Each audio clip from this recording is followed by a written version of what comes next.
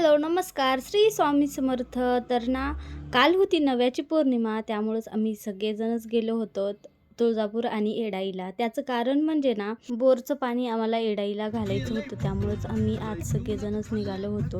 कुठं बाहेर जायचं म्हणलं, की रिया आणि दादूला जास्त आनंद होतो. दादूचा तर काही डान्स थांबत नव्हता, पण रिया मात्र झोपी गेली होती आणि 11:30-12च्या दरम्यान आम्ही पोहोचलो तुळजापूरला आणि तुळजापूरला खूप जास्त गर्दी होता.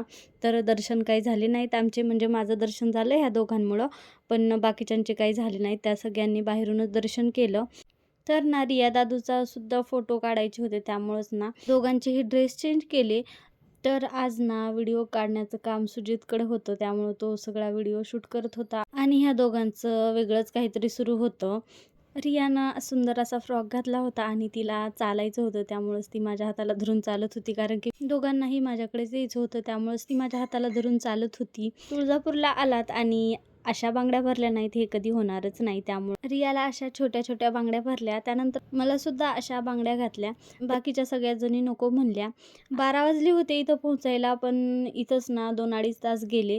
त्यानंतर आम्ही गेलो येडाईला. दादूला इथं वेगळा छंद लागला होता, तो म्हणजे ह्या पायऱ्या चढायचा. तर चला तर मग बाय बाय, स्टे ट्यून. उद्या भेटूया आणखी एका नवीन ब्लॉगमध्ये.